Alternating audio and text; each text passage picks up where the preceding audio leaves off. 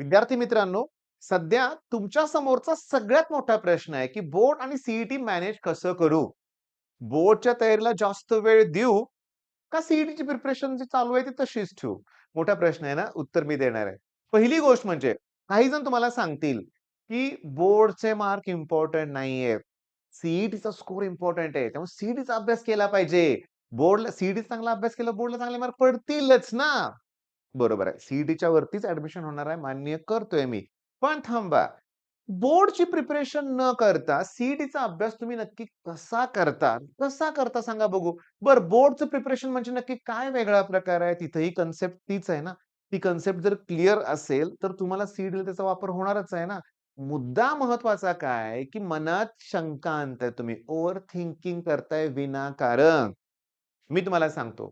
दिवसात काय करा, की सकाळी उठल्यानंतर बोर्डचं प्रिपरेशन करा. नाही पण हे बोर्डचं प्रिपरेशन म्हणजे नक्की काय करायचंय? एक मला सांगा बघू, मॅथ्सला तुम्ही बोर्डचं प्रिपरेशन आणि सीईटीचं प्रिपरेशन वेगळं-वेगळं कसं करता? याचं उत्तर आहे का सांगा तुमच्याकडं? मग तुम्ही म्हणाल ना, की सर आम्ही सीईटीच्या प्रिपरेशनसाठी पी-वाय-क्यू सॉल्व्ह करतोय. ओके, त्या जेईई लेव्हलचे क्वेशन्स येतायत. ते बघून तुमची काय मला म्हणायचं होतं माहिती का? शब्द माझे चुकून वेगळे जाणार होते. तुम्हाला भीती वाटते ते प्रश्न बघून आणि तुम्ही डिमोटिव्हेट होता. अरे, हे प्रश्न जमत नाहीयेत मला, कसले अवघड आहेत. डायरेक्ट पी-वाय-क्यूला हात लावताय तुम्ही. नकोय.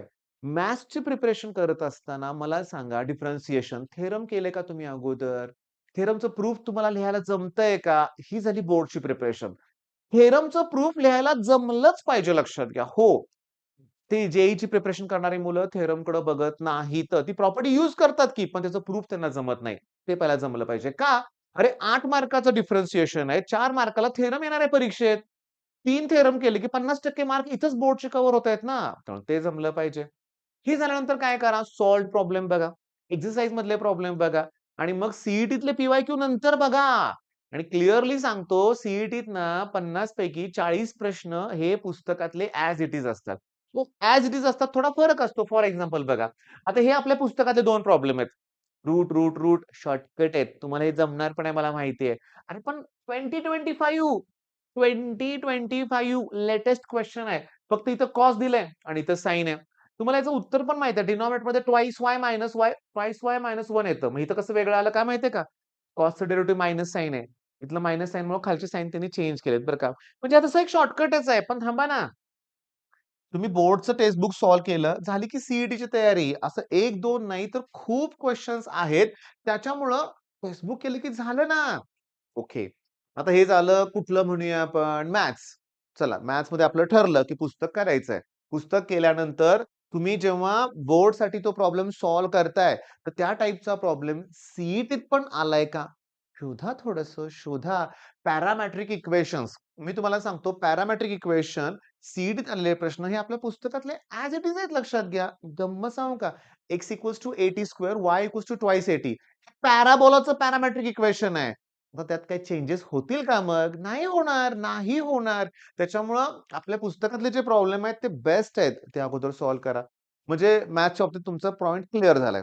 आता त्याच्या म्हणजे आज काय करूया टार्गेट मग? मग आज आपण असं टार्गेट ठेवूया, की सगळे थेरम करून टाका ना. डेरिव्हेटिव्ह, इंटिग्रेशन, वेक्टर सगळे थेरमच कंप्लीट करा अगोदर.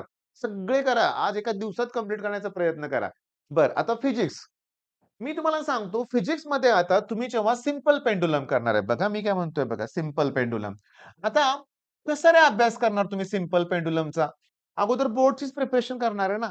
म्हणजे तुम्ही त्याचा जो पिरियॉडिक टाईम आहे, त्याचं एक्सप्रेशन तुम्हाला जमलं पाहिजे. ओके, काय एक्सप्रेशन त्याचं? की T equals to 2 pi under root L upon G. Okay. समजा जी कॉन्स्टंट असेल, तर T proportional to root L येणार. ओके. म्हणजे T square proportional to L येणार. म्हणजे T square equals to C L येणार. सी म्हणजे कॉन्स्टंट घेतलाय बरं का मी. ओके. हे एवढ्या कन्सेप्ट वरून तुम्हाला कितीतरी प्रॉब्लेम सॉल्व्ह होतात. पण पुस्तकातला सॉल्व्ह अगोदर करा.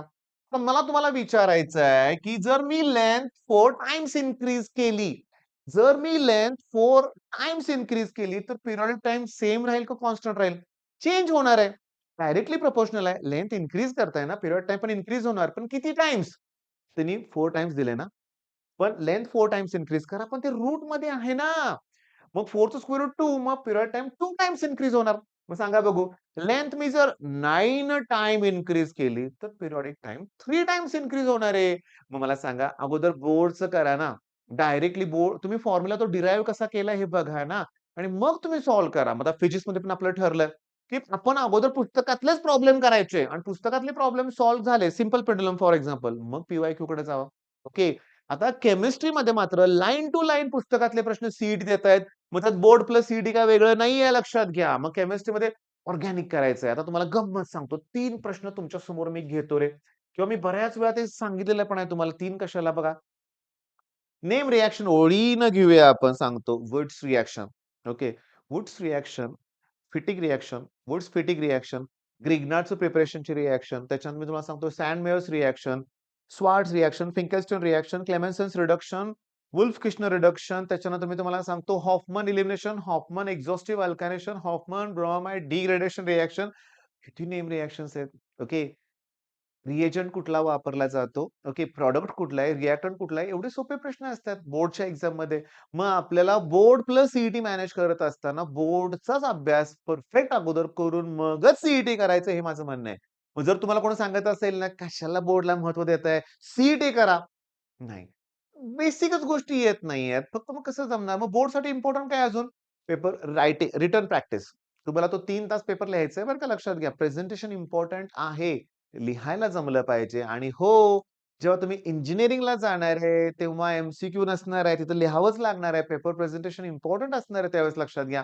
तर ती पण सवय असलीच पाहिजे. मग आता ती वेळ आलेली आहे ना, की जिथं आपल्याला बोर्डचं प्रिपरेशन करायचं आहे. मग कसला विचार करताय? बोर्डला जास्त महत्त्व द्या या स्टेजला आणि तुमचं आम्हाला कुठे आय-आय-टीला जायचंय, आम्हाला नाही 75% क्रायटेरिया आमचा ग्रुप केला झाला तर बास. एवढ्या खालच्या विचाराला येऊ नका. तुम्ही तुमचं पर्सेंटेज 60च्या तरी अबोव्ह ठेवण्याचा प्रयत्न कराच लक्षात घ्या. ओके. बरं आणखीन काही तुमचे पॉइंट्स असतील, काही विचार असतील तर कॉमेंटमध्ये विचारा. नाहीतर आमच्या नंबरवर कॉल करा. All the best.